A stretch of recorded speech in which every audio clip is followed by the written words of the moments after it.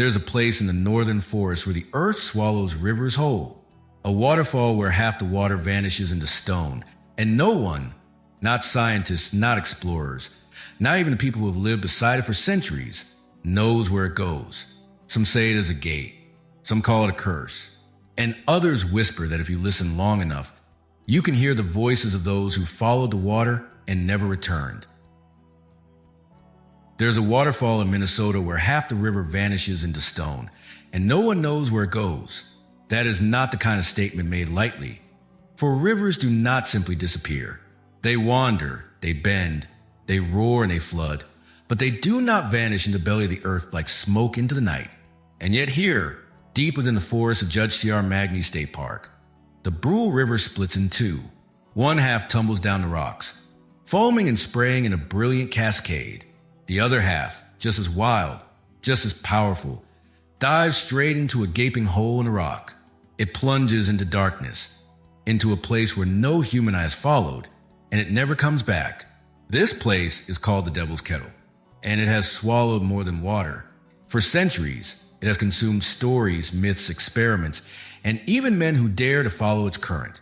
Each tale is a thread woven into the fabric of mystery, until falls themselves feel less like a geological oddity and more like the mouth of something ancient, hungry, and unspeaking. I want you to imagine the setting. A thick northern forest, evergreen pines standing like sentinels. Their branches claw at the mist that never quite leave the air. The ground is carpeted in damp moss, heavy with silence except for the endless roar of the water. Birds do not sing here the way they do elsewhere. Animals keep their distance, skirting the edges of the river as though instinct whispers of danger. The trail winds down to the trees until the sound of rushing water swells, louder and louder until you feel in your chest. Then the forest parts and you see it. The waterfall is beautiful, yes, but unsettlingly so. The Brule River foams and rushes as it strikes the rocks, a force of nature both alive and untamed. But then your eye is drawn to the left, where the water vanishes into the earth itself. No spray bursts upward, no echo hints at caverns below. It is as though half the river has been cut away from reality. You stand there, watching it plunge into the stone, and a chill runs through you, because you know water does not simply disappear. For generations, locals have tested the mystery. They drop logs, sticks, bottles marked with ink, even colorful dyes into the Devil's Kettle. None were ever seen again. Not downstream, not miles away, not even in Lake Superior, which the Brule eventually feeds. The water seemed to consume whatever entered it, leaving no answer. Scientists came with measuring equipment, hoping for data. Adventurers came with ropes and courage, hoping for glory. And still, the hole has offered nothing but silence. But there is something cruel in that silence. It is not the peace of nature. It is the silence of something withheld, something hidden. And it is that silence which makes the Devil's Kettle feel less like a geological feature and more like a secret the earth does not want to surrender. The people who live near this place know better than to mock its mystery. Some whisper that it is a gate to the underworld, a passage carved long before men walked the earth. Others say it is the mouth of a sleeping spirit, a wound left in the world after some ancient war between forces we have forgotten. There are even those who claim the Devil's Kettle is a kind of balance, a place where water must vanish to feed something unseen, something that must remain hidden if our world is to stay whole. But there are also darker stories, stories of people who strayed too close. One tale, told in hushed tones, speaks of a man named Elias who came to Kettle in the late 1800s. He was a lumberman by trade, a man who spent his life taming the wild with axe and saw. But Elias had a restless soul, and when he heard the stories of the waterfall where the water vanished, he became obsessed. He would walk the forest alone, studying the current, measuring stones, sketching crude maps. His friends warned him to leave it alone, that no good would come from prying at the mouth of the devil. But Elias laughed and he said, "If the river has a path, then I will follow it. If the water goes somewhere, then I will find it." Weeks passed and his obsession grew. Finally, one morning, he tied a rope around his waist, handed the other end to two fellow lumbermen, and stepped toward the Devil's Kettle. They shouted after him, begged him not to, but Elias only smiled, as though he had already seen something beyond them. He stepped into the frothing water, clutching his lantern, and began to descend. The rope went taut. The water roared louder. The men on the bank dug their heels into ground as the current tugged with unnatural force. For a moment, they thought they might lose their grip entirely. Then, suddenly, the rope slackened. They pulled, hand over hand. They hauled the rope back, calling his name into the mist. But when the rope came up, it was frayed, soaked, and empty. Elias was gone. The river had taken him. Some say his lantern was seen once more, days later, glimmering faintly beneath the rushing water before it flickered out. Others say that if you stand near the hole at night, when the moon is high and the forest is still, you can hear a man's voice beneath the roar, calling for a rope that will never come. Stories like these cling to the kettle because the mind cannot accept the void. We demand explanations, demand to know where things go. Because if water can vanish, if a man can vanish, then what does that mean for us? What does that mean for the ground beneath our feet? For the certainty we take for granted? If the river can fall into nothingness, then so can we. Scientists, of course, have tried to explain it. They speak of fissures and underground caverns, of porous volcanic rock and labyrinthine channels beneath the earth. They say the water must resurface somewhere, perhaps in a hidden spring or a deep aquifer, though none have ever found it. They cling to their theories like lifelines, because admitting ignorance feels too close to surrender. But each test fails. Each dye disappears. Each instrument is lost. The kettle mocks their certainty. The Ojibwe people, whose ancestors lived on this land long before settlers came, do not mock it. They call the place sacred, dangerous, a reminder that the world is larger and stranger than we allow ourselves to believe. They tell of spirits who guard the kettle, voices in the mist that lure the unwary, and bargains that must never be made. Their stories are not a science, but respect for what cannot be understood. And perhaps they are right. Perhaps the devil's kettle is not meant to be solved. Perhaps it exists to remind us of the limits of our knowledge, the fragility of our place in the order of things. It is not just a hole in the stone. It is a hole in certainty itself. Yet, despite the warnings, people continue to come. They come with curiosity, with fear, with hope of glimpsing something beyond. They lean over the railings and stare into the churning froth, waiting for something, an object, a sound, a sign, to emerge. None ever does. The water vanishes and the silence remains. But the silence has weight. It presses on the chest, makes the heart beat faster. It whispers of all the things that might lie beneath. Caverns of endless stone, rivers that run into darkness, worlds that overlap with our own but cannot be touched. It whispers of Elias and of others who have vanished without explanation, their names forgotten but their fates etched into roar falls. Where does the water go? It is a question that hangs in the mist, unanswered and unanswerable. It is the question that haunts the scientists, the locals, the explorers, and now you. Where does the water go? Into the ground? Into another river? Into another world? Or does it fall forever, down and down into a void that has no bottom? Some nights, when the air is still and the stars are hidden, I wonder if the water even exists anymore once it vanishes. Perhaps it is not carried anywhere. Perhaps it ceases to be. And if water can cease to be, then what of us? What of the lives we cling to so tightly? The devil's kettle does not answer. It only takes. It takes water. It takes objects. It takes men. And in return, it leaves behind silence, mystery, and the echo of a question that may never be resolved. But perhaps that is why the story endures. Because deep down, we fear what we cannot explain, but we are also drawn to it. The mystery of the kettle is painful. Yes, it has taken lives, broken hearts, and swallowed answers whole. It is sad because it reminds us that some journeys end not in discovery, but in disappearance. Yet it is also unforgettable. It catches the imagination. It lingers in the mind like the roar of unseen water. It burns like a lantern flickering beneath the surface. The devil's kettle was already a mystery in stone and water, but mysteries do not remain untouched for long. Once the first story spread, of a river that vanished into the earth without returning, curiosity rose like smoke, clinging to everyone who heard it. People came not only to marvel at the sight, but to test it.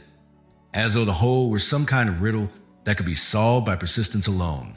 The experiment began small. A farmer from a nearby town, his curiosity piqued after hearing tales of the tavern, brought his son to the falls on a summer afternoon. The roar of the water filled their ears, drowning out their voices as they leaned over the railing and stared at the surging torrent.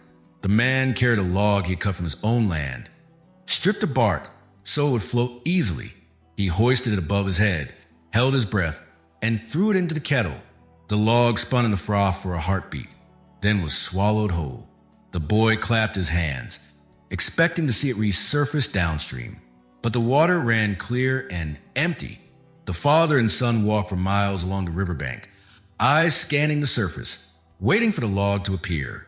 Hours passed. Evening settled. The log never came. It was the first disappearance they spoke of openly, and it lit a spark in the community. If one object could vanish, perhaps others could too. Some said it was trickery, that the log had caught on an underwater ledge or been splintered by the current. Others shook their heads, certain the river had swallowed it. Soon, others tried. Stones marked with paint were cast into the whirl. Wooden barrels with names carved into their sides. Even bottles filled with colored liquid, sealed tightly with wax. None returned. Not one. The river seemed to drink them greedily, as though hungry for more. And then the dyes came. One autumn, when the air was sharp and the trees had turned to fire, a group of men came with bags of powdered dye, bright crimson and deep blue. They scattered it into the devil's kettle with shouts and laughter, daring one another to spot the first sign of color downstream. But no matter how far they walked, the water remained as pale and cold as before. The dye was gone, consumed in silence. It was in those days that the first whispers began. Perhaps the water did not go where rivers go. Perhaps the devil's kettle was not a natural thing at all. Perhaps it was a gate. Folklore spread like frost through the small towns and cabins of the north. Some claimed the hole led to the underworld, that the water plunged into fiery caverns where lost souls wandered in endless darkness. Others said it was a mouth in the skin of the earth itself, swallowing whatever touched it to feed something sleeping beneath. A few, more fanciful, whispered that it was a doorway to another land entirely, a place of inverted rivers, upside-down forests, and skies filled with stars no man had ever seen. But with each story came unease. For when the human mind is faced with something it cannot explain, it drapes it in shadow. The forest itself began to change in the eyes of the people. The pines grew taller in the telling, their needles blacker, their trunks more gnarled. The mist was no longer simple spray, but the breath of something waiting. The roar of the falls became not a sound of water, but a voice, a warning, a call. Men who once walked the trails, whistling now, went silent when they passed beneath the trees. Women gathering herbs near the river found themselves glancing over their shoulders, though no one was there. Children were told never to stray too close, not just for fear of falling, but for fear of being claimed. The kettle was no longer a marvel. It was a thing to fear. And then the disappearances began to shift from wood and stone to flesh and blood. There are stories, spoken rarely and softly, of hunters who went into the forest and never came back. Their tracks led to the river, but no further. Their dogs returned whimpering, eyes wide, refusing to approach the water again. A fisherman, known for his boldness, was said to have camped near the falls. His fire was found, still smoldering, his catch strung neatly on a line. But the man himself was gone. No body was found, no sign of struggle, only the sound of the river echoing in the empty air. Yet the most haunting tale of that time is one that still chills the bones of those who tell it.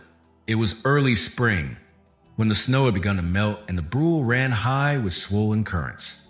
The forest was damp, the ground soft, and the mist hung heavier than ever over falls. A family had come to the park, bringing with them their young daughter, no more than 8 years old. She was curious and bright, running ahead of her parents with laughter that echoed off the rocks. She picked flowers and tossed pine cones into the stream, watching them bob and drift. Her parents warned her to stay close, but the roar of the falls drowned their voices.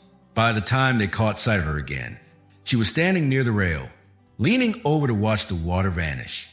They called her name. She turned, smiling, as if to say she would come back. And then she was gone, Some say the ground slipped beneath her feet. Others claim she climbed the railing in her innocence. No one can say for certain. But what all agree upon is this.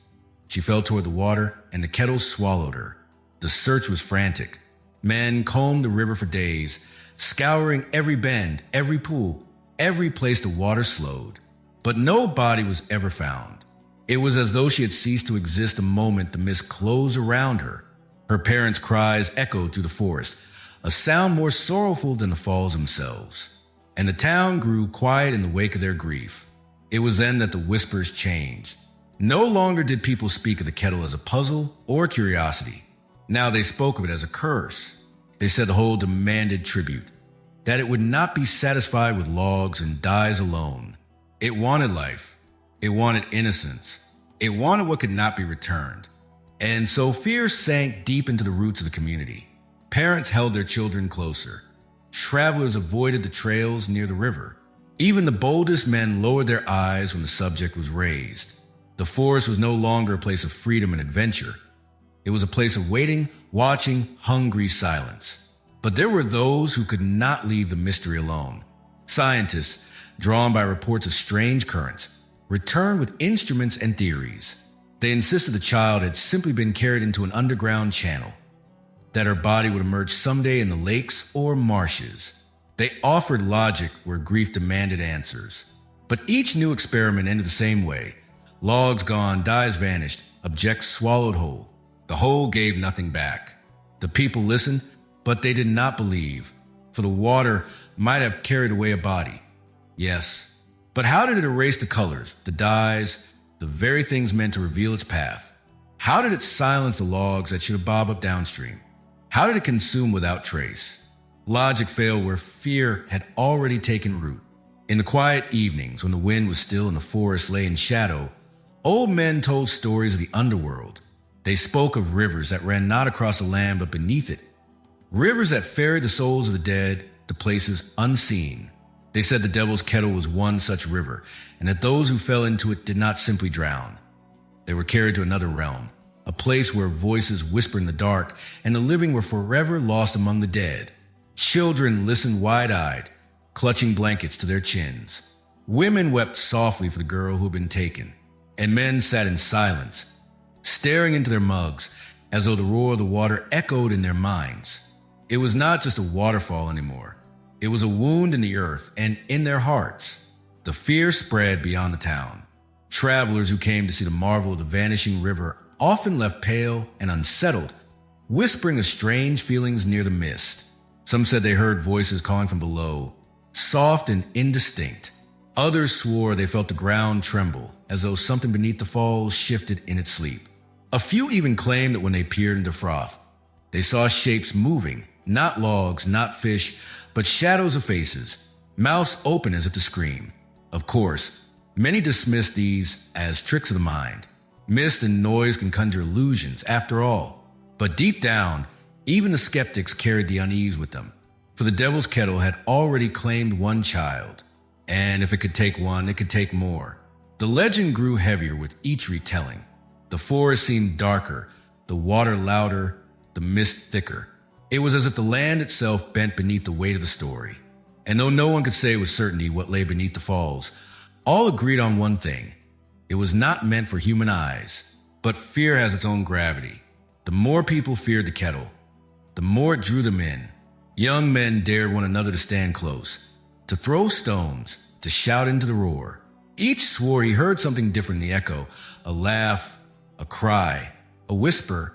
Women brought offerings of flowers, casting them into the water as though to appease whatever dwelled within. And children, despite the warnings, crept near, curious and reckless, testing the line between safety and danger. And it was then, in that atmosphere of fear and fascination, that another child vanished. This time, it was a boy older than the first, bold and headstrong. He had grown up hearing the stories, but he scoffed at them. To him, the kettle was no curse but a trick of nature, and he swore he would prove it. One dusk, as the sun bled red across the horizon and the forest filled with shadows, he crept away from home. His friends followed, whispering and laughing nervously, daring each other to join him. They reached the falls as the mist thickened, glowing faintly in the fading light. The roar filled their ears, their chests, their bones. The boy climbed the railing, his friends gasping in fear, and leaned over the edge. He tossed a stone, watching it vanish, then another. He shouted into the hole, his voice swallowed by the torrent. His friends begged him to come down, but he only grinned. Then, without warning, his foot slipped. His hand grasped at the rail, missed, and he fell. The mist closed around him in an instant. The water swallowed him whole. His friends screamed and ran for help, but by the time the search began, it was too late. The boy was gone. No trace remained. Not a body, not a scrap of clothing. Only the echo of his fall, lost in the roar of the water. The town fell into silence once more. The whispers grew louder. The fear deepened. And this time, no one doubted the truth. The devil's kettle had claimed another. Long before settlers carved trails through the forest, long before tourists came with cameras and scientists with instruments, the people who lived upon this land already knew the river and its falls. They did not call it the devil's kettle, for the word devil belonged to another tongue, another faith, but they knew its danger. They knew its hunger, and they carried stories that reached back into times when the world itself was not yet finished. The Ojibwe people, who live along the lakes and rivers of the north, spoke of the place with reverence and fear. To them, water was never merely water. It was alive, a spirit, a force that moved between worlds. Streams and lakes were sacred. They were bridges between realms, carrying life in one moment and death in the next. The kettle, with its vanishing current, was more than sacred. It was forbidden. Elders told their children not to linger near it, not to cast stones, not to laugh in its presence. They warned it was not of this world, but of another, a place where spirits crossed freely, where the living could too easily be pulled away. Children listened wide-eyed around the fires, for the old stories painted the kettle as more than a hole in the stone. It was a wound in the world. One story, older than memory, told of a time when the earth was raw and unshaped. The Great Spirit had carved the rivers to feed the land, to quench the thirst of animals, to carry the songs of fish and birds. But there was one river that resisted. It twisted and fought, carving through stone with violence, splitting apart hills, roaring as though it wanted more. The spirits who walked the earth grew troubled, for this river would not obey. And so, to contain its hunger, they struck the earth with fire. The rock split, and the river was torn in two. Half would flow as rivers should, but the other half would be swallowed, hidden away. Thus, the kettle was born, a prison for the unruly water. But the elders said the water did not vanish. It was carried below, into the realm of restless spirits who fed upon it. The current was not water alone, but the passage of voices, memories, and lives. To fall into it was to cross a threshold no living soul was meant to cross. And so, the people avoided it. They did not fish in the pools nearby. They did not camp within the sound of its roar. They would leave offerings at a distance, tobacco scattered in debris, food laid upon stones, as a gesture of respect, and perhaps as payment for being allowed to live so near to something so terrible. But stories shift when fear deepens. In later generations, tales emerged not only of restless spirits, but of something darker, something that dwelled within the kettle itself.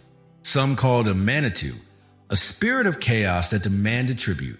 Others whispered that it was not a spirit at all, but a devil, a being that crept into the world when no one was looking and carved a home in the rock, feeding on whatever entered. The most chilling story told a bargain. There was a time of famine, when crops withered and the hunt failed. The lakes were empty, the woods silent, and hunger stalked every lodge. Families starved, and children cried in the night. In desperation, the leaders gathered with the medicine men, seeking counsel from the spirits. They prayed, they fasted, they burned cedar and sweetgrass, but no voice answered. Only the roar of the falls remained. It was then that an elder had a dream. In it, he saw the river split, one half falling into light, the other into shadow. From the shadow, a voice rose, low and patient. It offered a bargain, blood for survival. If the people gave of themselves, the famine would break. If they fed the hunger of the kettle, The land would be restored. The elder awoke trembling, but he spoke the vision aloud. Some wept, some raged, but all knew desperation leaves little room for doubt. So they chose. At dawn, a sacrifice was made. A young warrior, brave and strong, stepped forward. He was adorned with paint, given songs to guide him, and with solemn ceremony, he was cast into the kettle. His body vanished into the froth, his cries swallowed by the roar. That night, clouds broke. The rains came. The rivers swelled with fish. The deer returned to the woods. Life came back to the people.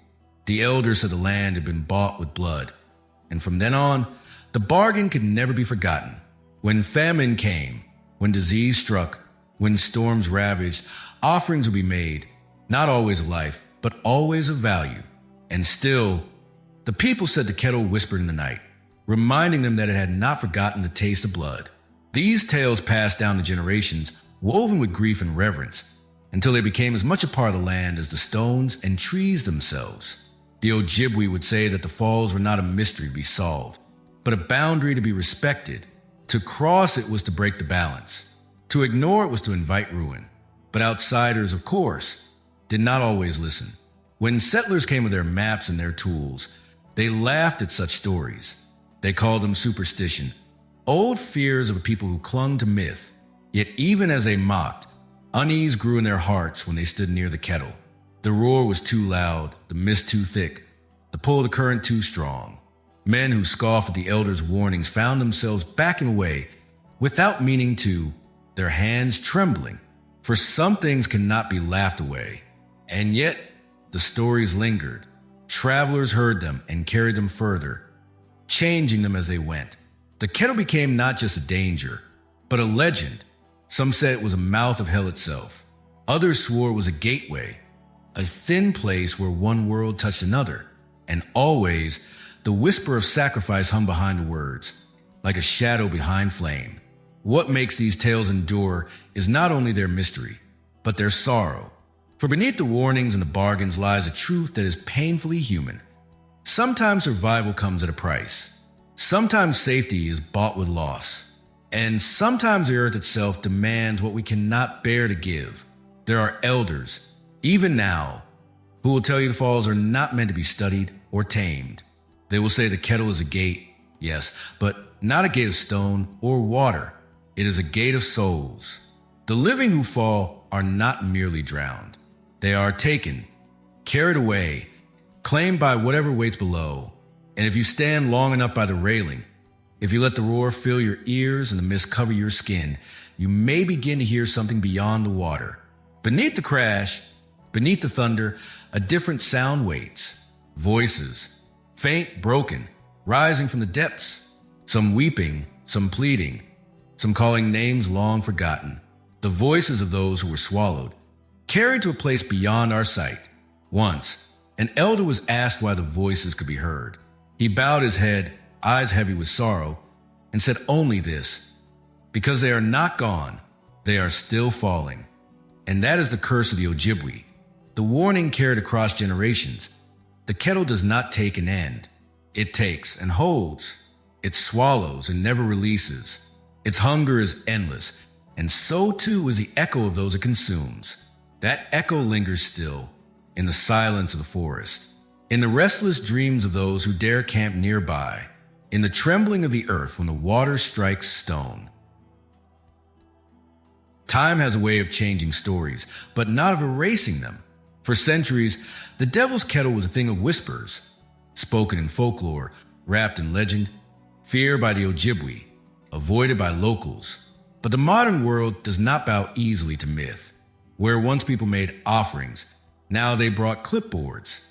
Where once the elders spoke of spirits and bargains, now men and women in bright jackets carried boxes of instruments and a belief that no mystery could withstand the light of science. And so the scientists came. At first, their arrival was almost laughably ordinary. They came with curiosity, with graduate students in tow, with pens and notebooks filled with equations and sketches. They came speaking of hydrology, geology, erosion, and subterranean rivers. They came with the confidence of an age that had split the atom, landed on the moon, and mapped the ocean floor. Surely, They thought this small waterfall in the woods could yield its secret. Surely water did not simply vanish. It obeyed the laws of physics, and physics bowed to measurement. But if the kettle heard them, it did not yield. The first experiments were simple, mirroring what locals had done for generations. Brightly colored dyes were poured into the churning hole, designed to cling to water molecules and reveal the river's path. Crimson stains vanished into froth, and every scientist waited downstream with samples and instruments, ready to record the first trace of color. Hours passed. The river ran clear. The dye was gone. They tried again with stronger mixtures in different seasons in different amounts. Each time, the water drank deeply, and each time it returned nothing. It was as though the kettle not only swallowed, but consumed. Logs marked with paint were cast into the torrent, their surfaces scored, so they could be recognized if they resurfaced. None did. GPS trackers, carefully sealed in waterproof casings, were dropped into the abyss. Not a signal returned. Even sensors tethered to wires snapped or went dead the moment they vanished below the froth, as though the space beneath the kettle swallowed not only matter but signal, severing every link to the world above. Frustration turned to obsession. Camps were set up near the falls, filled with buzzing equipment, humming computers, wires stretching across the rocks like veins. The roar of the river became the backdrop for endless debate. Was there a cavern system below, carved by volcanic stone, twisting and hidden? Were there fissures leading to aquifers so deep that water would not surface for miles? Or was it something stranger, something that did not fit the clean equations of geology? Some began to murmur of wormholes, of dimensional rifts, of tears in the fabric of the world where matter itself slipped away. Others scoffed, clinging to maps of ancient lava tubes and theories of porous basalt. But even the scoffers grew pale when another experiment failed, when another tracker was lost, when another wire came up frayed and empty. For science thrives on patterns, on repetition, on things that can be measured. The kettle gave nothing but absence. Each attempt ended in silence, and silence is not a pattern. Silence is defiance. Weeks stretched into months. Scientists who had come with certainty began to sound less like rational men and more like the very mystics they once mocked. Their notes grew strange, filled with words not geology but hunger, a void of thresholds. Some refused to camp near the kettle, claiming the roar filled their dreams. Others grew gaunt, restless, haunted by the sense that the river was not merely water, but something alive, listening. There's a story, whispered among those who still remember, of one particular researcher. His name was Dr. Lull, a geologist of good standing, respected for his work on subterranean rivers. He had come with every confidence that he would solve the mystery, that the kettle was only a puzzle of stone and flow. But the longer he stayed, the more that confidence cracked. His notebooks grew frantic, his handwriting sharp and uneven. He scrawled sketches of circles, spirals, caverns that bent back upon themselves. He wrote of dreams in which he was falling endlessly, water roaring in his ears, voices rising from the dark. One morning, he announced he would solve the mystery directly. No more dyes, no more sensors, no more waiting. He would descend. His colleagues protested, but he was relentless. He rigged a harness, a rope, a lantern sealed against the spray. He carried instruments strapped to his belt, determined to measure what no one had measured before. He spoke of duty, of science, of the need to prove that the laws of the earth still held sway. The day was gray, the forest heavy with mist. The roar of the kettle seemed louder than ever, as though it knew what was about to unfold. A crowd gathered, scientists, students, even a few locals drawn by curiosity and dread. They stood in silence as Lowell strapped himself in, as the rope was anchored to the rocks. As he stepped toward the water, the spray drenched him instantly, but he did not falter. He lowered himself into the torrent, gripping the rope, the lantern's glow trembling against the froth. For a moment, he was visible, his face pale, his eyes fierce. The rope went taut, straining against the pull. Slowly, hand over hand, he descended into the maw. The crowd held its breath. The rope jerked, shuddered, twisted. Lowell's figure blurred in the mist, then disappeared. Minutes passed. The rope quivered, pulled by unseen currents. Then, suddenly, it slackened. The men holding the anchor line shouted, hauling with all their strength. The rope came up hand over hand when frayed. It rose higher and higher until the lantern came into view. But the harness was empty. Lull was gone. Panic swept through the camp. Some shouted to throw another line, to dive, to search.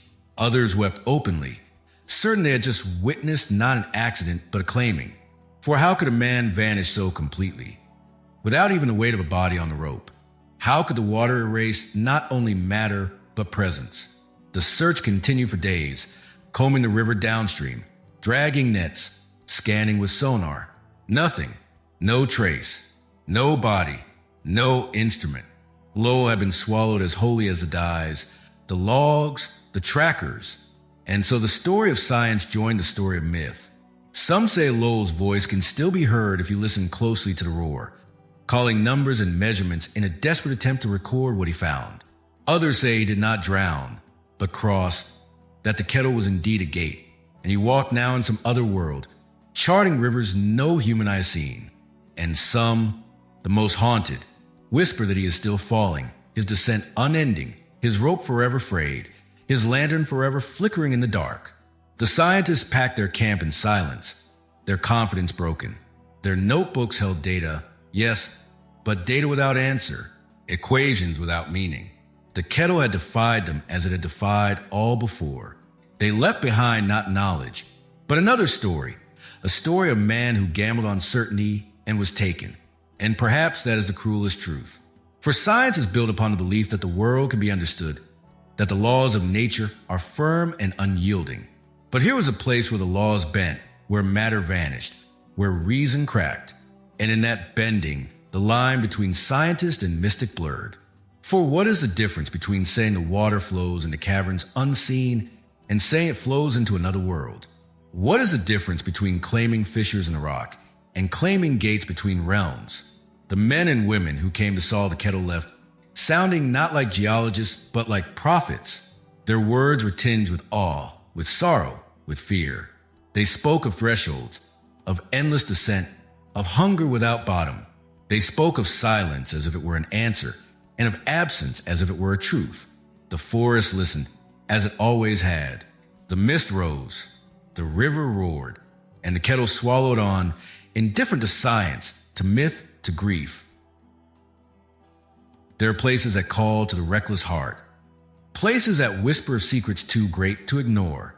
The devil's kettle had been whispered about for generations, by elders, by scientists, by those who mourn the vanished. And yet, for every voice that warned to keep away, there was another voice, quieter but sharper, that urged men and women to step closer, to defy, to uncover. It was in this space between warning and temptation that the expedition was born. They were not scientists, not elders, not locals who knew the way to curse. They were young men and women, thrill seekers, some said adventurers, others claimed, but perhaps the truest word was obsessed. They had read of the experiments, of the failed dyes and trackers, of the scientists who had descended only to be swallowed whole. They had listened to the tales of the Ojibwe, of sacrifices and bargains, and where others felt fear, they felt fire. If the world still held mysteries, they wanted to be the ones to solve them. There were 5 of them. Ethan was their leader, a man in his 30s, sharp-eyed and restless, the kind of person who grew pale and sickly when confined by ordinary life. He had traveled deserts and climbed peaks, but nothing drew him like the thought of a river that vanished into nothing. Beside him was Mara, quiet but relentless, a diver who had explored flooded caves in Mexico and the cold black lakes of Siberia. She believed water always had a path, and she meant to follow it. Jonas was a skeptic, though perhaps that was why he came. He wore his doubt-like armor, insisting the kettle was nothing but geology wrapped in superstition. But beneath his sarcasm burned a curiosity he could not smother. The last 2 were twins, Clara and Caleb, inseparable since birth, their bond unsettling in its intensity. They claimed to have dreamed of the falls long before they saw them, dreams filled with mist and echoes, with hands reaching from the water. They spoke little of this to the others, but their eyes shone with a strange certainty. Together, they formed the forbidden expedition, The town, of course, knew what they planned. News travels fast where silence lingers heavy. And though no one spoke openly, whispers rose like smoke in every tavern and kitchen. Some pitied them, others scorned their arrogance. The oldest shook their heads, certain the kettle had chosen its next offering. There were even darker rumors, buried deeper in the town's memory, hidden behind locked drawers and sealed cabinets. Police reports, long forgotten, told of others who had tried to explore the kettle. Men who carried ropes and lights, young people who dove with tanks. Each report ended the same way. Missing, files closed, families shattered. But these records were not shared. They were kept hidden, as though speaking of them aloud would feed the kettle itself. Still, the whispers reached the expedition. Locals muttered curses under their breath when they passed.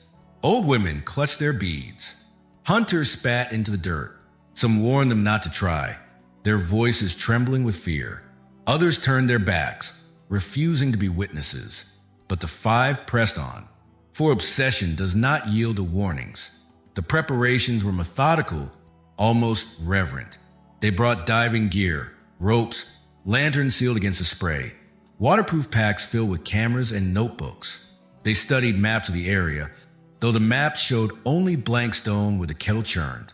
They rehearsed hand signals, tested their harnesses, checked oxygen tanks again and again. The forest seemed to grow darker as they worked. Fog thickened, rolling in like smoke, clinging to their skin. Night creatures stirred in the shadows. Owls with wide, unblinking eyes. Foxes slipping silent between the trees. Bats darting overhead. Their cries echoed strangely, distorted by the roar of the falls, as though the forest itself was trying to speak. And beneath it all, the river thundered on, endless and unyielding, its voice deeper than any drum, its mist rising like breath in the lungs of something alive. The night before their dive, they made camp near the falls. A fire flickered weakly against the fog, its glow lost almost immediately in the damp air. They sat close, speaking little, their faces pale with anticipation. Ethan traced lines in the dirt, sketching what he imagined lay below, caverns twisting like arteries, chambers echoing with unseen currents. Mara cleaned her diving mask in silence, her hands steady though her eyes betrayed unease. Jonas laughed too loudly at nothing, his jokes falling flat against the roar. Clara and Caleb stared into mist, whispering to one another in words too soft for the others to hear. Some say the forest grew colder that night, that even the fire would seem reluctant to burn. The mist thickened until the trees themselves seemed to vanish, leaving only the fire, the river, and the five who had dared to stay. And in the darkness, the whispers came. No one admitted it aloud, but each heard something. Soft voices carried on the mist, not quite words, not quite cries, but something between. Mara later swore she heard her mother's voice, though her mother had been dead for years.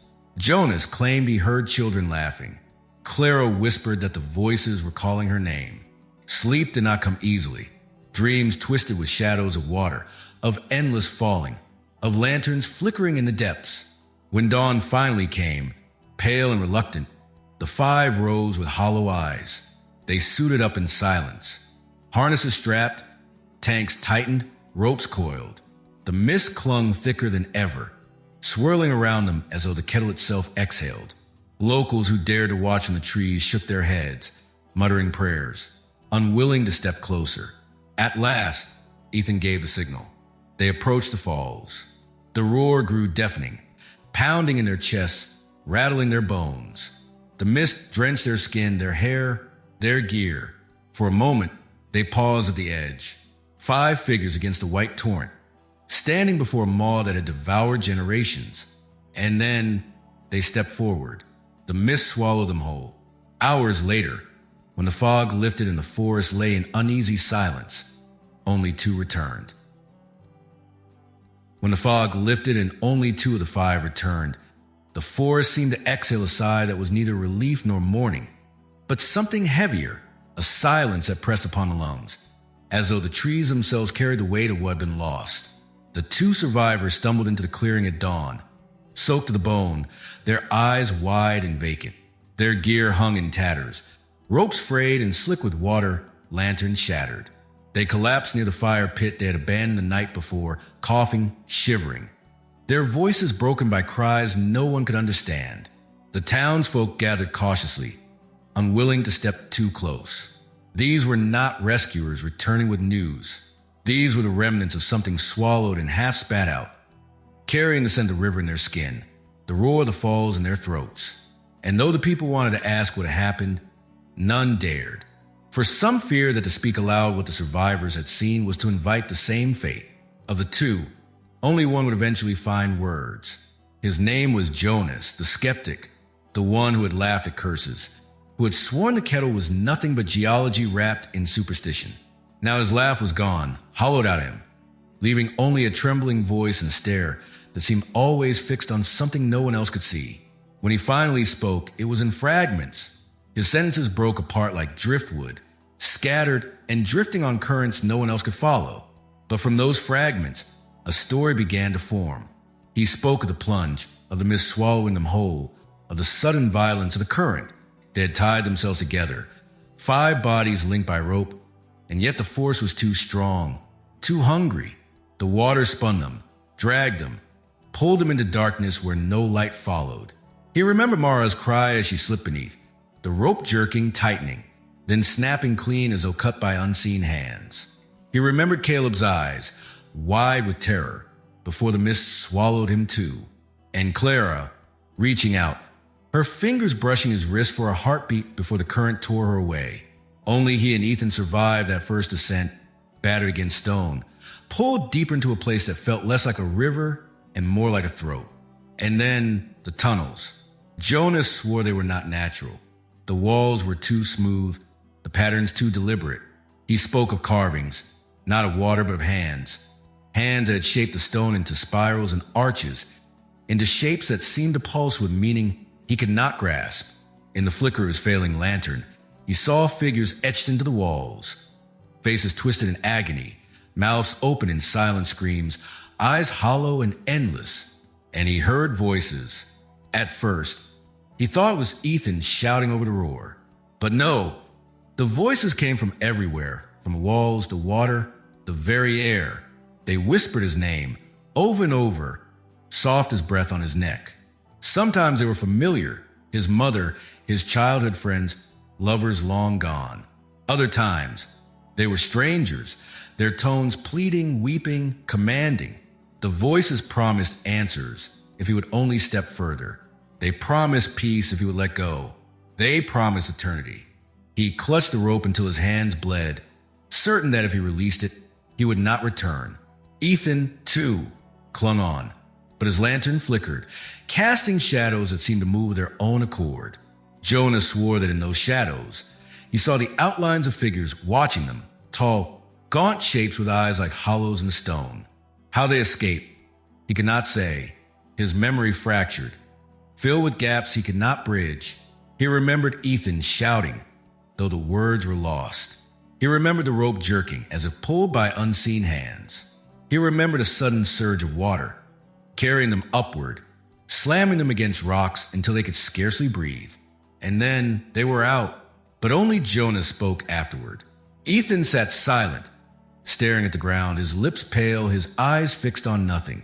He did not deny Jonas's story, nor did he affirm it. He simply refused to speak at all, as though words themselves had abandoned him. Jonas, though trembling, tried to tell more.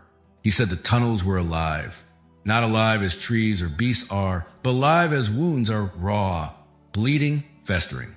He said the voices did not merely call, they pulled, and he swore the stone itself breathed, inhaling and exhaling, the walls shifting as though the entire passage was a lung, drawing them deeper with every breath. When he finished his testimony, the townsfolk sat in silence. Some crossed themselves, others wept softly. A few rose and left, unable to bear the sound of his voice. For Jonas was not merely telling a story. He was unraveling right before their eyes. He refused to sleep near the falls. He refused to walk in the woods alone, even in daylight.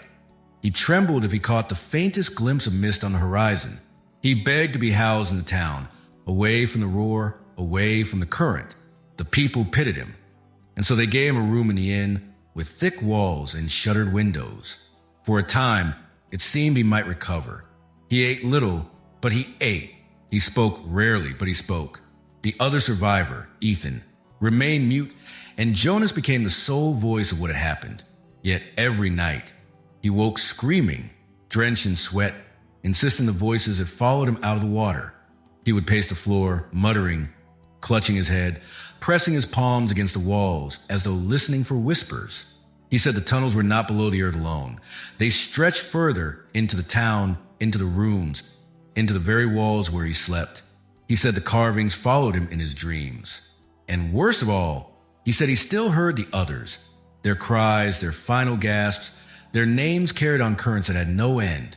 The innkeeper's wife swore she heard him speaking at night in voices not his own, voices too high, too low, too broken.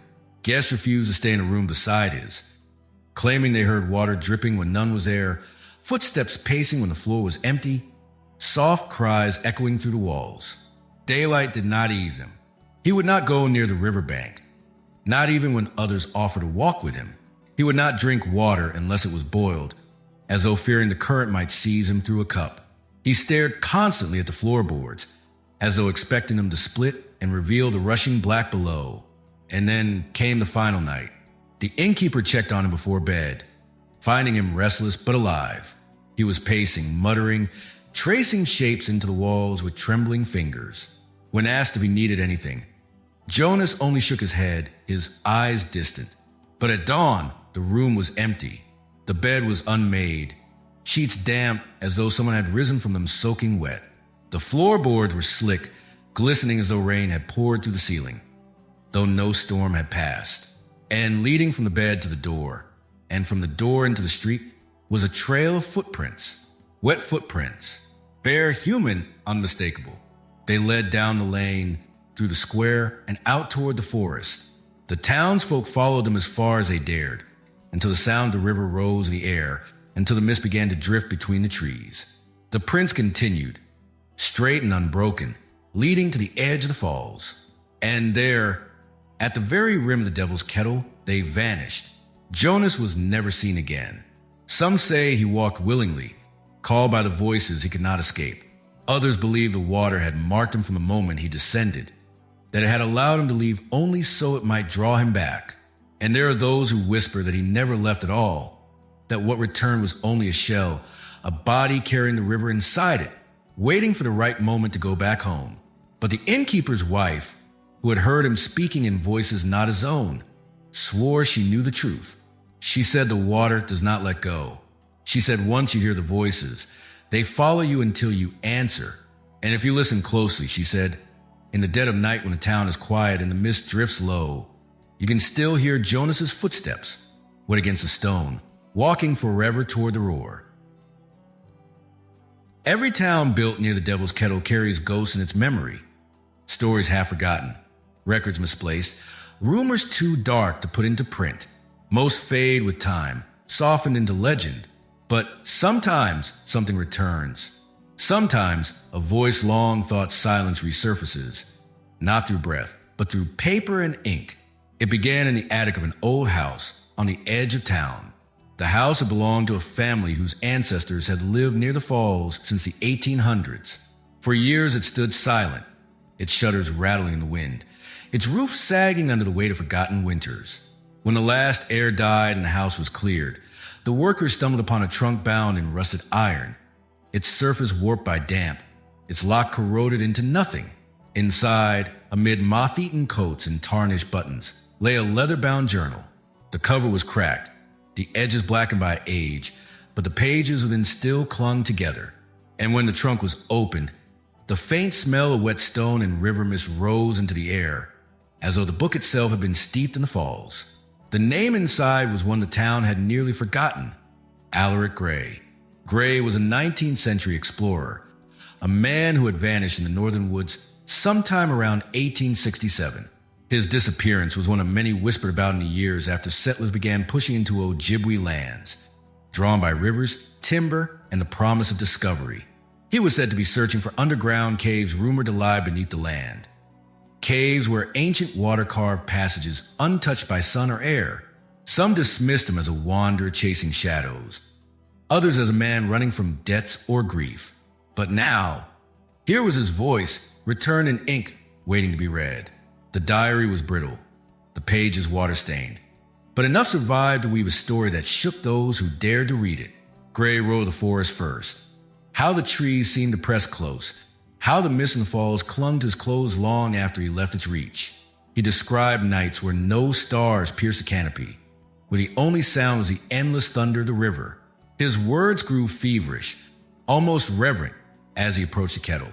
He had heard the Ojibwe warnings, but he dismissed them, writing that every superstition masks the truth, and truth yields to those who seek with courage. Then came the descent. He described anchoring himself with ropes, lowering slowly into the churning maw. His writing wavered, lines smudged by droplets, but the words carried a tremor of awe. The current is not a river alone. It is a hand pulling insistent, alive. What he found below was no simple cavern. The walls, he said, dripped with moisture, black as obsidian, yet gleaming faintly as though polished. And etched into that stone were markings, not cracks of erosion, but carvings deliberate and precise. Spirals, circles, faces half-formed, hands outstretched. He wrote that they seemed older than time, their meanings just beyond reach, as though the stone itself remembered voices no longer spoken. And then he found the river, beneath the world, in chambers where no light dwelled, a black river ran, not rushing like the Brule, but gliding silent, endless. Its surface reflected nothing, swallowing even the glow of his lantern. He dipped a hand into it and wrote that the water was colder than ice, colder than death itself. And yet, when he pulled his hand free, no droplets clung to his skin. It was as if the river did not wet but drained, pulling life from whatever touched it. Gray's words grew more frantic.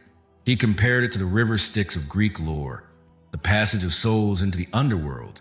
He wondered if every culture in every land had spoken the same thing in different tongues. A river beneath the world, where life and death intertwined. Perhaps, he wrote, this was its source. Perhaps the Devil's Kettle was not merely a waterfall, but a doorway into that very myth, the mouth of the Styx itself. The diary described tunnels that wound deeper, chambers where he felt watched though no eyes were seen. He claimed to hear whispers, not with his ears but within his bones, voices too old to understand, speaking of bargains, of crossings, of debts unpaid. He wrote of lights glimmering far across the Black River, like lanterns carried by unseen hands, always too far to reach. And then his words faltered. Pages were smeared, stained as though soaked. Sentences broke off midline, replaced by ink blots shaped like drops of water. Still, enough remained to paint a picture descent into something vast, something without end. He wrote of the river bending back upon itself, of currents that seemed to circle like serpents swallowing their tails. He wrote of seeing faces in the stone, their mouths open in eternal screams. He wrote of feeling his own heart beat, not in his chest, but in the walls around him. And then came the final legible words. It is not water that flows here, but souls. The diary ended mid-sentence, the ink smeared by water that had never dried. The last pages were fused together, unreadable, as though the river itself had risen and pressed its claim upon them. Those who read the journal did not speak of it lightly. Some believed it proved the old legends true, that the kettle was indeed a gate, a passage to the underworld. Others dismissed it as madness, the fevered imagination of a man lost in the dark. But none could shake the feeling that the words carried weight beyond invention.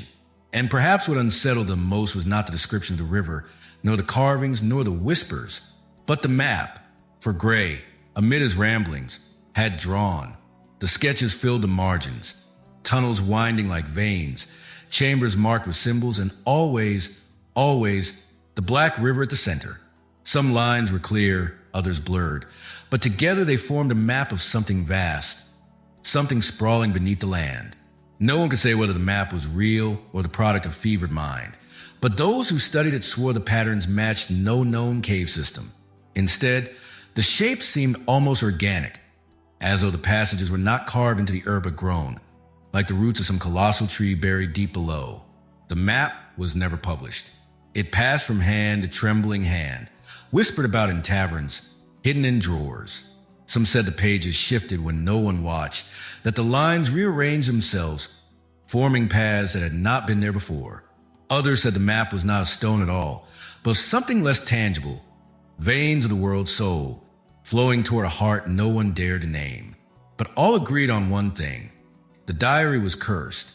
Those who read it too long claimed to hear dripping in the silence, to feel dampness on their skin though the air was dry. Some dreamed of rivers that swallowed them whole, of voices that beckoned them into tunnels lined with screaming faces. A few vanished altogether, leaving only the journal open on their tables, the last line staring up from the page like a wound that could not close. It is not water that flows here, but souls. Generations rise and fall, but the sound of the devil's kettle never fades. It is always there, roaring, groaning, whispering in the background of every life lived in the shadow of falls. For those who dwell in the nearby towns, it is more than a sound. It is a heartbeat, a reminder, a curse. Children are born into it. Before they learn to speak, they hear the river's voice through their windows, through the walls, in the lull of their cradles. Before they learn to walk, they see the mist drifting like pale fingers between the trees. The sound does not soothe them. It unsettles. Mothers rock their infants and hum louder, trying to drown the endless roar. Fathers bar the doors at night, as if wooden planks could keep out what the river carries.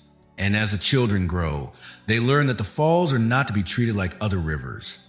You do not swim there. You do not camp there. You do not go near alone. The rules are not written in books or nailed to posts, but they are spoken in kitchens, in classrooms, in church pews. They are passed down with the same gravity as commandments. The kettle, the elders say, is not water, it is hunger. So the town grows with its fear. Families build their houses facing away from the falls. Shutters always close the mist. Hunters avoid trails that pass too close. Fishermen keep to the lakes, even when the river runs rich. And when night falls, no one lingers outdoors once the roar grows louder, as though the darkness amplifies its voice. But fear has a way of becoming ritual, and ritual has a way of shaping lives. Strange behaviors take root, small but telling. Children toss salt over their shoulders when they cross the bridge. Teenagers spit into the dirt before speaking the name of the kettle aloud. Old women hang charms of cedar and bone above their doors, muttering prayers into the mist. And yet, even with all this caution, curiosity stirs. Children, especially, cannot resist. They are warned, scolded, threatened, but warnings are like sparks, and sparks ignite daring. On summer days, groups of boys sneak into the woods, following the trails until the roar swells in their chests. They creep to the railings, their hearts pounding, their eyes wide with both fear and thrill. They carry stones in their pockets, daring one another to throw them into the froth. Most do so quickly, casting their stones with trembling hands, laughing too loudly to mask their fear, and then running back into the safety of the trees. But sometimes one dares too much. This is a story of such a boy. His name has been lost, or perhaps has been hidden, but the townsfolk remember him. He was no older than 12, brash and restless, a boy who grew tired of fear. He told his friends the stories were lies, that the kettle was just a hole in the ground, that the river was only water. He said the elders want to control them, to keep them small and obedient. He said he would prove them wrong. One evening, as the sun bled red across the horizon and the shadows grew long, he led his friends into the forest. They followed reluctantly, their whispers anxious, but none dared turn back. To turn back was to admit fear, and fear was shame. The woods were heavy with mist. Branches creaked like old bones. The roar of the falls grew louder with every step, until it filled their ears, their lungs, their hearts. When they reached the railing, the boy climbed it without hesitation, balancing above the abyss. His friends gasped, their stomachs twisting, but he only grinned. "See," he shouted over the roar. "It's only water." He tossed a stone into the torrent, then another, laughing as they vanished. He shouted into the mist, daring the kettle to answer. His friends begged him to come down, their voices trembling, but he refused. He spread his arms wide, as though claiming victory, as though the falls themselves had bowed to him. And then something moved. His friends swore they saw it. A shape in the froth. A shadow rising from the water, dark and indistinct. At first, they thought it was a trick of the mist, a curl of spray, a play of light. But then they saw it clearly. A hand, a pale hand, slick and dripping, rising from the water. Its fingers curled, reaching, grasping. The boy's laughter faltered. His friend screamed. The hand shot upward, seized his ankle, and pulled. For an instant, his body jerked, his arms flailing. He cried out, but his voice was swallowed by the roar. His friends rushed forward, but it was too late. The mist closed around him. The water surged, and he was gone. The boys ran, stumbling to the forest, their cries echoing between the trees.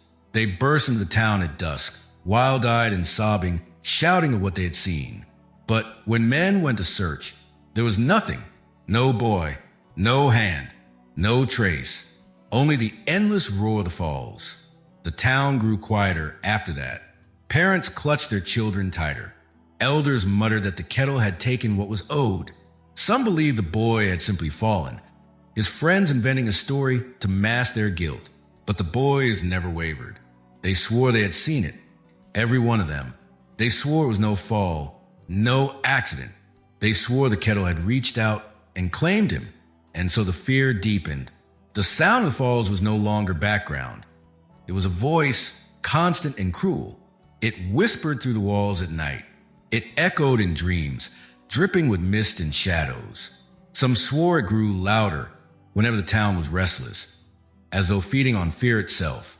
Children woke screaming, saying they heard their names called from a river. Old men swore they saw faces in the spray.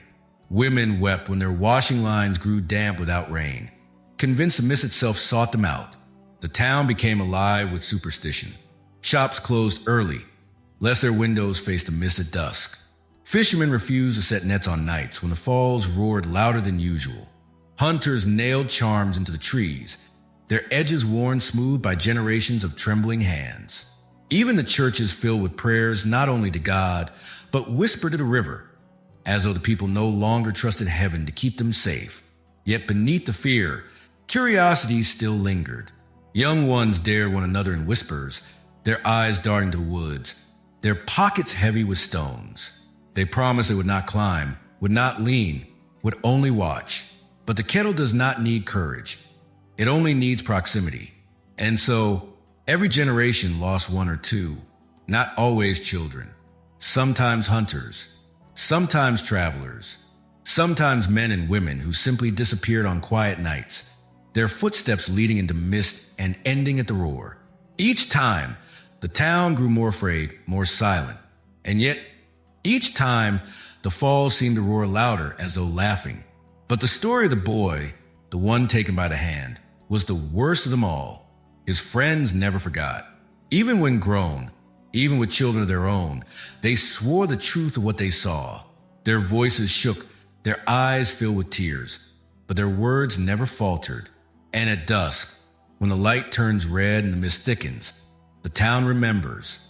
They bar their doors, they light their candles, and they whisper the story again and again, so the children will not forget that the devil's kettle does not only swallow what falls, it reaches out and it takes.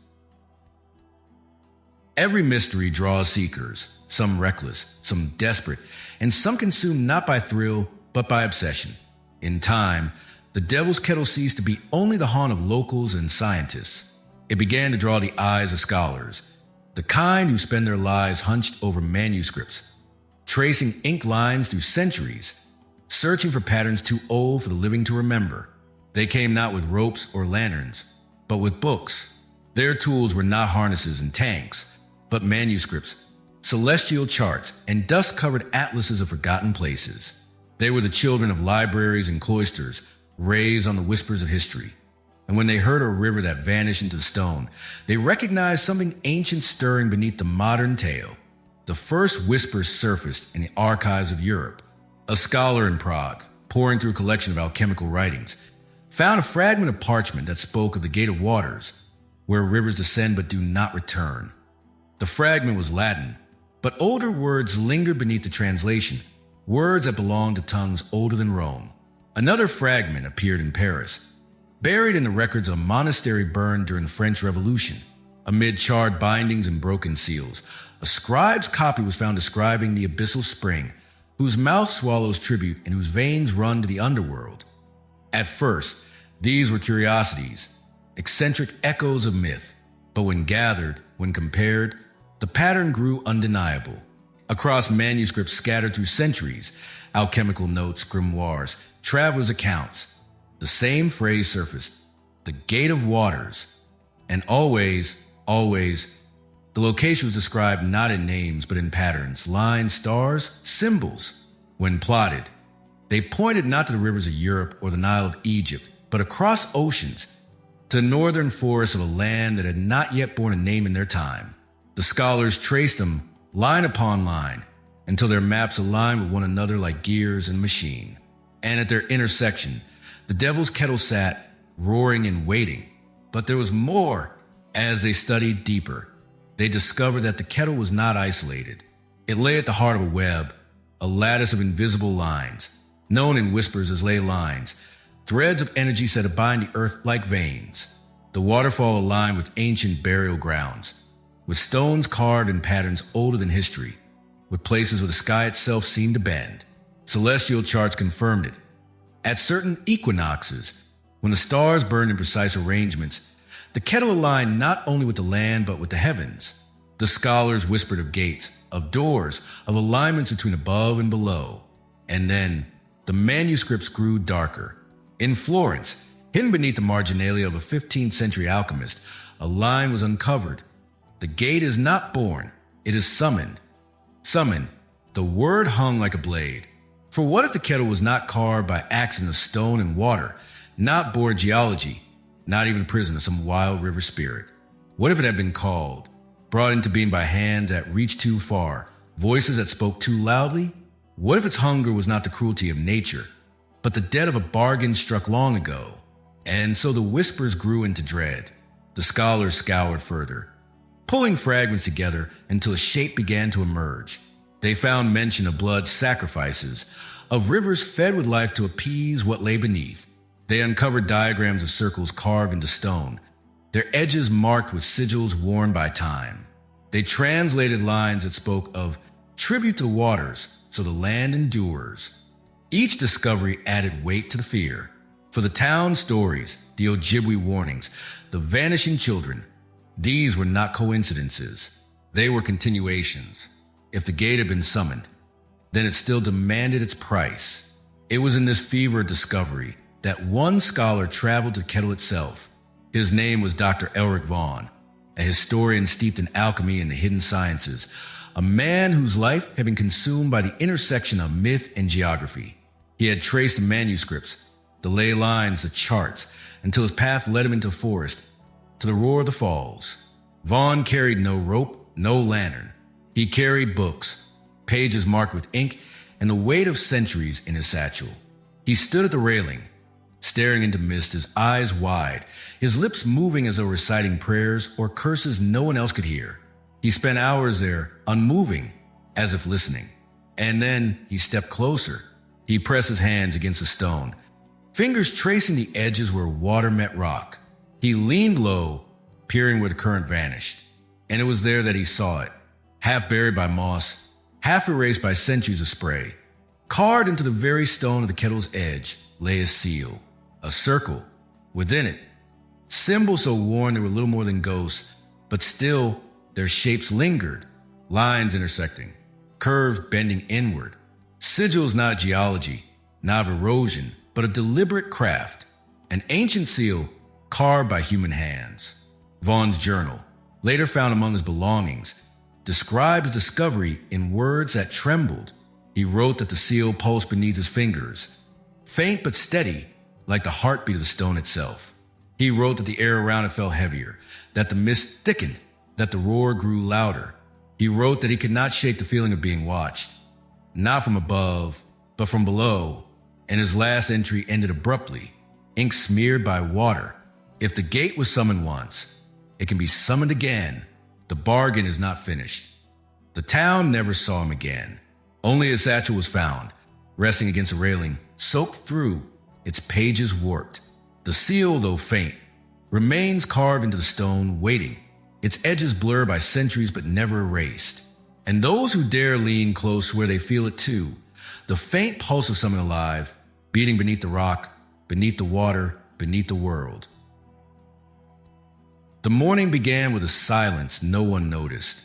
The birds that usually fill the forest around the Kettle Falls were absent, though no one thought much of it first. Dawn light spilled across the river like melted silver, and mist curled around the stones as it always had. The water seemed the same, rushing over the cliff edge with eternal roar. But something beneath it had shifted, though the town did not yet know. The first to notice were not men, but the machines. Deep in the valley, seismic sensors, left behind by researchers who had long abandoned their study of the place, began to twitch awake. Their needles scratched restless lines onto paper, registering tremors too delicate for the human body to feel. Lines that once moved in gentle hums now leapt and spiked like a heartbeat gone erratic. The earth, they warned, was moving in ways it had not before. Yet the town carried on. Fishermen set out to their boats. Mothers washed their clothes along the shallows. Children chased one another barefoot through the village paths. Life clung to its fragile rhythm, but the river had already begun to change. By midday, its surface pulsed in odd rhythms, as though the current itself had grown lungs. Water heaved and sighed against the rocks, pulling back before crashing forward again, defying the usual flow. Elders, who had watched the kettle for decades, narrowed their eyes and muttered among themselves. It was not the flood season. The rains had not come. The earth, they said, should not breathe like this. Animals were the next to sense what humans could not. Deer thundered out of the forest in herds, hooves striking the soil with a panic unseen in years. Birds wheeled overhead in frantic spirals before abandoning the trees entirely. Even the wolves, usually bold enough to linger near the outskirts of the village, slunk away with their tails low, vanishing into the mountains. A creeping unease settled over people. They looked at one another with faces pale as a mist, asking questions they had no words for. Then came the dreams.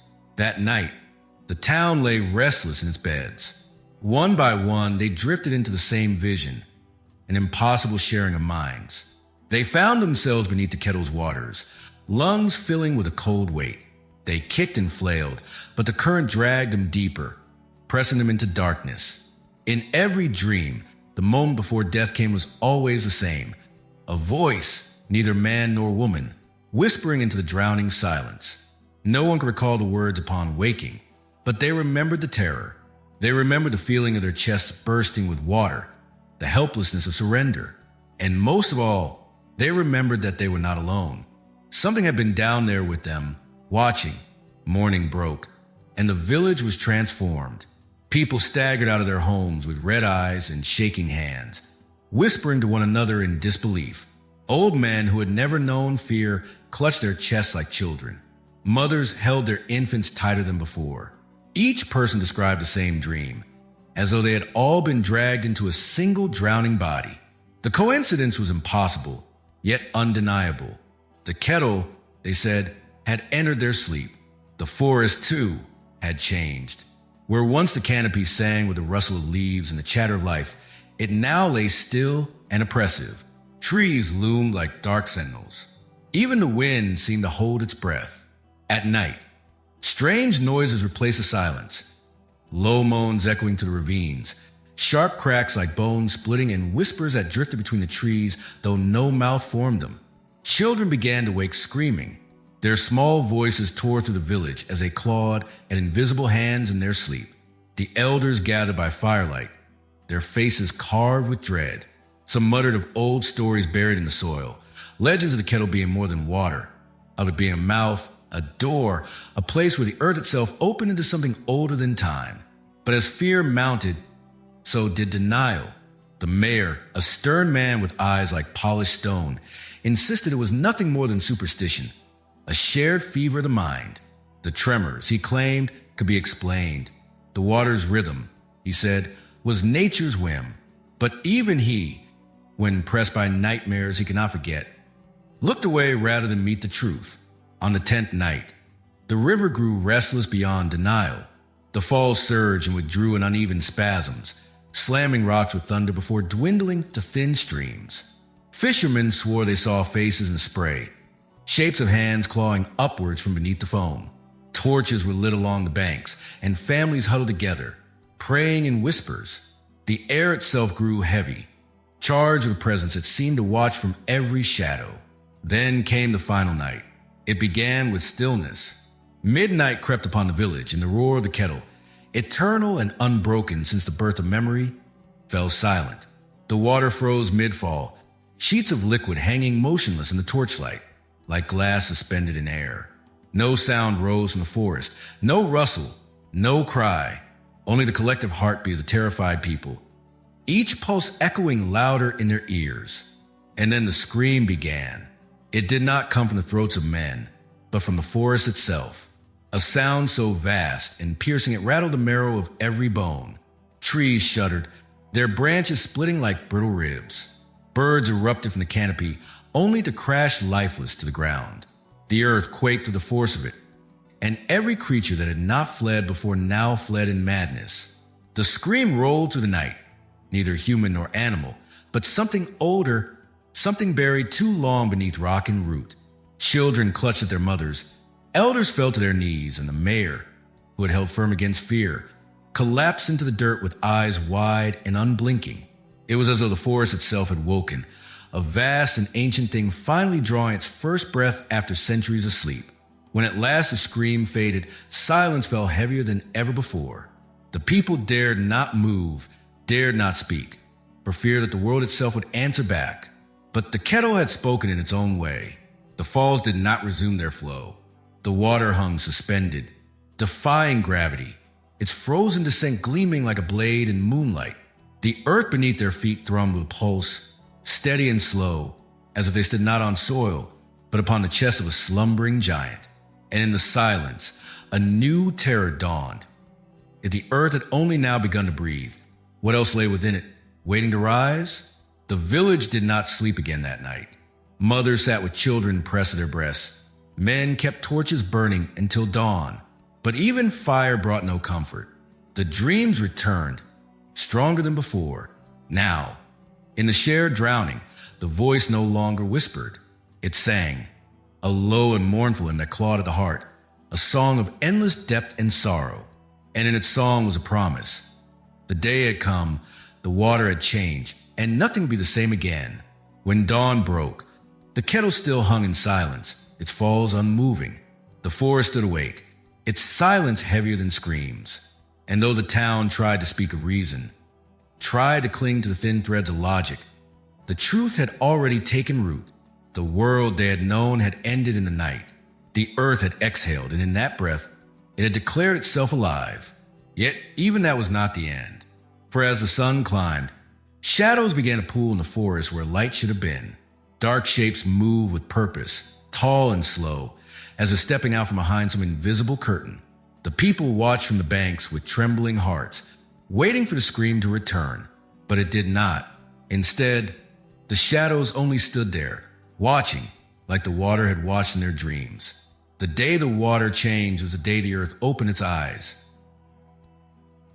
The kettle waited like an open wound in the earth, a chasm that had swallowed light, sound, and every explorer foolish enough to believe they could tame it. Those who had returned from its rim spoke of echoes that did not belong to them, of winds that carried voices from centuries long gone, of shadows that seemed to breathe. But no one had ever returned from within. Until now, no expedition had dared to descend into its mouth, not fully. Yet desperation has a way of bending human will, of driving men and women to go where reason forbids. The final expedition stood at the edge that morning, ropes coiled like serpents in their hands, lamps strapped to their chests, and the memory of every fallen comrade pressing like iron on their shoulders. The air trembled as though the kettle exhaled. Its breath was damp and metallic, as though the depth of the earth had begun to rot. They descended not with shouts nor bravado, but with silence heavy enough to break bones. Step by step, rung by rung, they lowered themselves into the throat of the abyss. The light above became thin, then fractured, then finally disappeared. leaving only the pallid glow of their lamps against the black stone. The walls seemed to weep. Thin trails of water ran downward, following them like tears. The tunnels narrowed until their shoulders scraped against cold rock. Each breath echoed unnaturally, as though the walls swallowed the sound and then spat it back, warped and hollow. Their lamps flickered though the batteries were full, their flames quivering as if in fear of what lay below. The further they went, the more the air thickened, dense with minerals, dense with silence. Claustrophobia clawed at their ribs. Then the sound began, a rushing like water racing far below. The Black River, the very name of it had been whispered in myths and half-buried records of civilizations drowned in ages none could measure. They followed the sound through passageways that twisted like veins, each turn revealing carvings in the walls. Faces long eroded, hands reaching upward as if begging to be freed from a rock. The expedition members dared not speak, but their voices seemed too small against such sorrow. Time began to stretch. Minutes slid into hours. Yet they could not say how long they had been walking. One swore his watch had stopped, though its gears ticked audibly. Another blinked and found his lamp had burned low, though he had just lit it. The tunnels bent reality as though time itself was water, and they had stepped into its current. The first sight of the Black River came as a wound of silver across the dark. A cavern opened suddenly, vast beyond reason, where the river rushed through stone like veins of mercury. It was black, not for its lack of light, but for the way it swallowed it. Their lamps touched its surface and disappeared, as though the river drank them whole. The current hissed against the rock, foaming at unseen obstacles, rushing into an eternal distance. They stood at the edge in awe, yet also in terror, for carved along the banks, stretching as far as the lamps revealed, were remnants of drowned civilizations. Entire streets pressed into the stone walls, arches half submerged, statues with eyes eroded hollow, towers that leaned as if still falling, forever caught in descent. It was a city not drowned by water, but preserved within it, as though time itself had laid it there, fossilized and silent. The leader of the expedition, his face drawn by grief from journeys past, ordered them forward.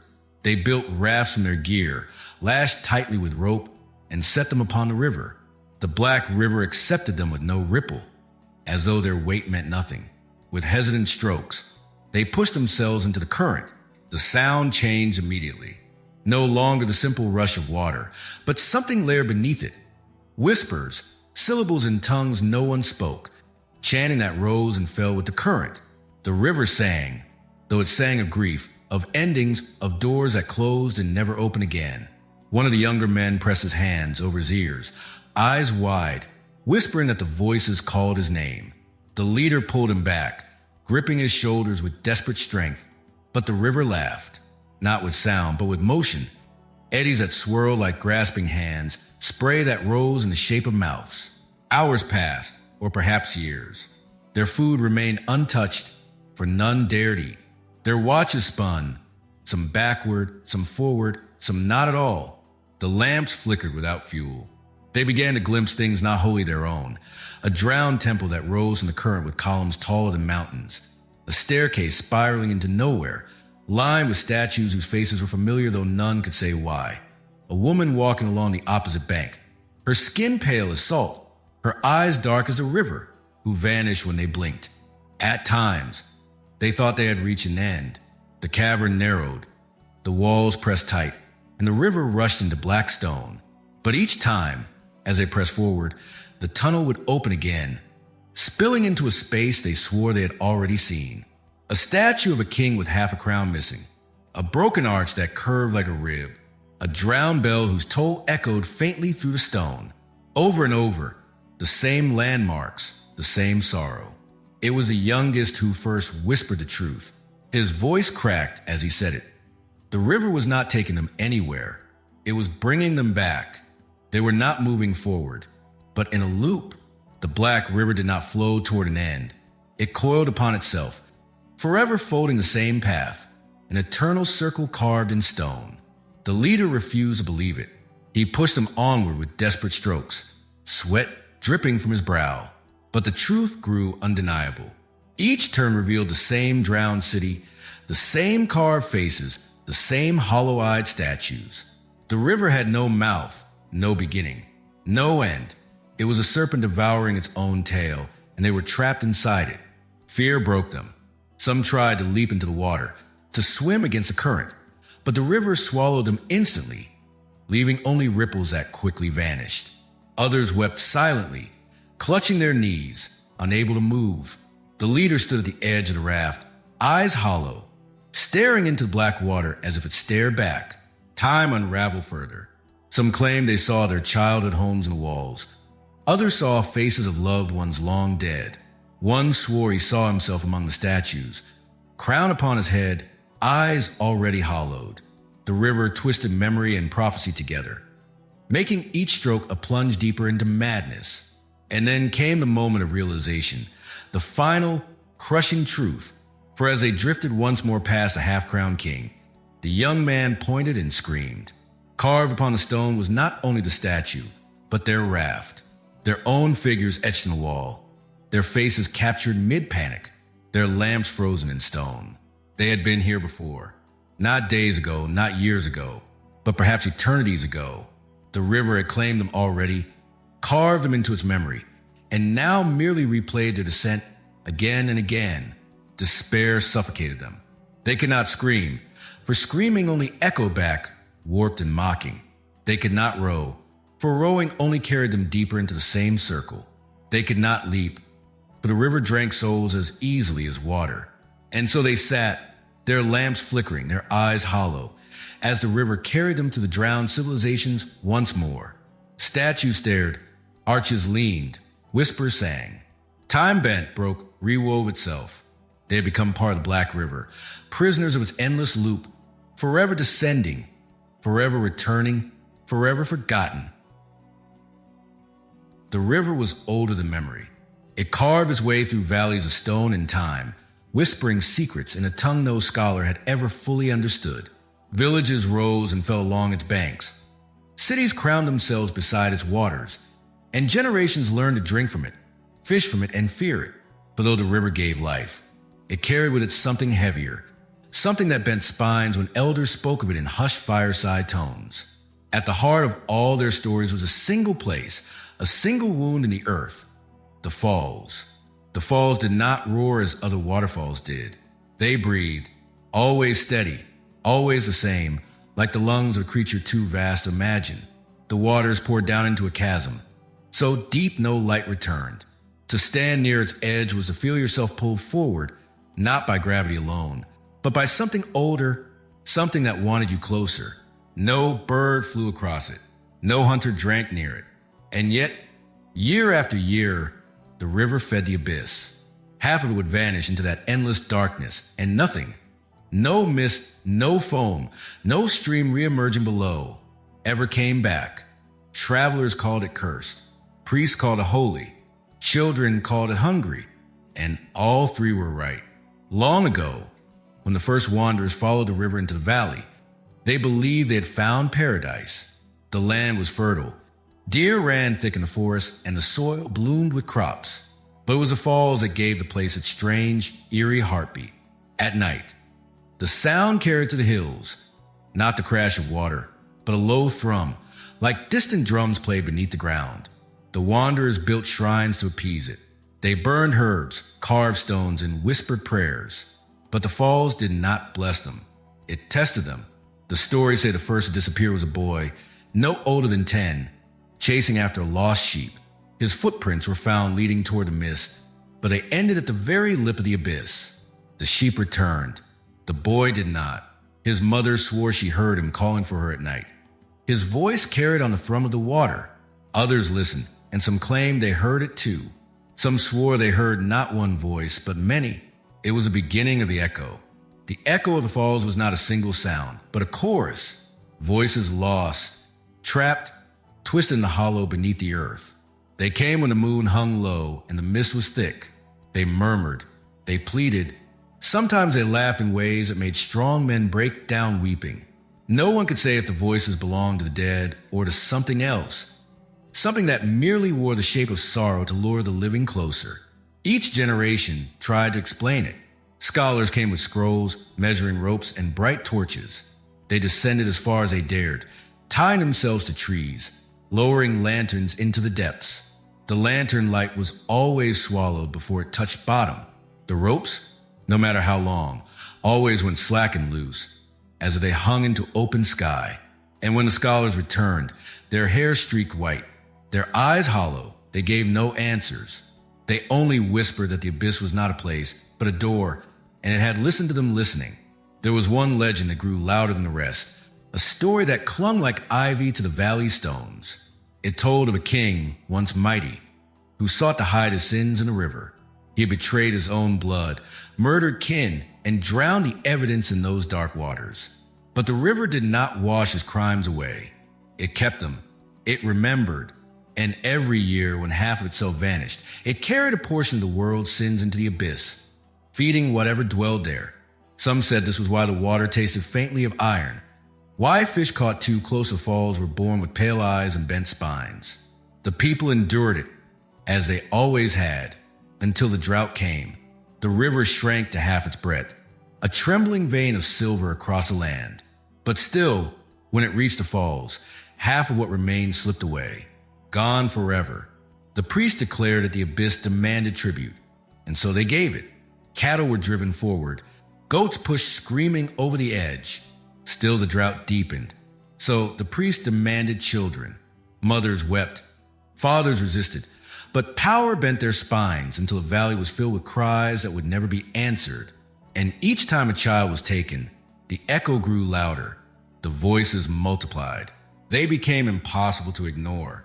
Some swore they called their names directly, whispering secrets no one else could know. A brother gone missing, a father who drowned, a lover betrayed.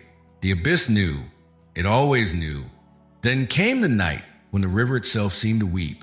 The waters foamed blood red, and the sound that rose from the falls was not a thrum but a scream that shook stones loose from the cliffs, that made every ear ring until silence became unbearable. At dawn, half the valley lay abandoned. Those who stayed behind swore that they would never leave, for they strayed too far from the falls. The voices followed them. To this day, their descendants remain, not by choice but by tether. For centuries, explorers came from afar, drawn by the legend, warriors seeking glory, scholars chasing answers, wanderers looking for a story to tell. None of them returned whole. A few came back empty-eyed, muttering half-words that made no sense. A few returned smiling, claiming they had found paradise in the abyss. But within weeks their bodies were found floating in the calmer parts of the river, skin pale, mouths open as if still speaking to someone unseen. The strangest part was always the same. The river should have dried long ago. Year after year, half of its body vanished into nothing. And yet, each spring, it swelled again with snowmelt, as if the mountains themselves wept to keep feeding the abyss. No one ever discovered where the stolen half went. It never emerged in another stream, never seeped from another valley, never returned as mist or rain. It was as if the abyss drank it whole and held it. There are those who say the river is a bargain, that it carries not just water, but memory, that the abyss beneath the falls is a vault, swallowing what the world cannot bear to hold. Grief too heavy, sins too dark, secrets too dangerous. But vaults do not stay locked forever. One day, the stories say, when the river grows tired, when its last drop falls into the abyss, the vault will open, and everything swallowed will return. Some fear this day, some crave it, but none can stop it. And so the valley lives with its ghostly heartbeat. Fishermen mend nets while pretending not to hear their dead wives call their names. Children play while their grandmothers tell them never to stray near the edge, for the abyss remembers faces. And at night, when the fires burn low and the river breathes its endless breath, the people lean closer to their doors, closer to one another, and pretend the voices outside belong only to the wind. Yet the strangest truth remains. No one who has ever gazed into the abyss has truly looked away. Its pull lingers, a memory that itches behind the eyes, a whisper just beyond hearing. Some carry it for weeks, some for years. A few carry it to their graves. And still, the river flows. Still, the falls swallow. Still, the voices grow. To this day, no one knows where the water goes. It vanishes as though the earth itself swallows half its lifeblood. leaving behind a scar that refuses to heal. Year after year, the same ritual repeats. Half the river devoured, nothing returned. The abyss is patient, the abyss is eternal. And the voices, those terrible, tender echoes, remind the living that nothing cast into darkness is ever truly gone. It lingers, it waits. So if ever you find yourself by the river's side, if ever the sound of its thrum crawls into your chest, remember this: do not lean too close. Do not listen too long. For the echo of the falls is not the river. It is not the stones. It is not the wind. It is the voices, not of the river, but of those who went looking for it. And they are still calling. When the last word of legend fades, something else lingers, a silence that feels heavier than sound, a chill that drifts across the skin like unseen hands. The river's echo does not end when the tale ends. It follows you, a whisper in the back of your mind, a question that will never find an answer. Perhaps that is the curse of stories like this. They do not close. They wait. They watch. They haunt. And yet we keep listening. Because deep inside, every one of us is drawn to the shadows where history and mystery blur, where truth and myth drink from the same water. Tonight, you have walked that edge with me, felt the ache of voices lost or falls, and glimpsed a secret that refuses to be spoken. And if your heart trembled, if your thoughts strayed to places you dare not put into words, then the story has done its work. But this river is only one of many. There are countless tales buried in forgotten lands, whispered through ruined walls, sealed beneath ancient stones. Some will chill you, some will break you, and some will change the way you see the world forever. If you wish to keep walking this path, through mystery, sorrow, wonder, and the haunting echoes of history, then stay close. Let your hand not drift from the firelight. Like this story, share it with those who crave the unknown. Speak your thoughts, your fears, your questions below, for every voice adds another stone to the legend's weight. And above all, do not let the tale end here. Subscribe, so that when the next echo rises from the depths, you will be there to hear it first. For the stories that survive the ages do not belong to the past. They belong to those who dare to listen,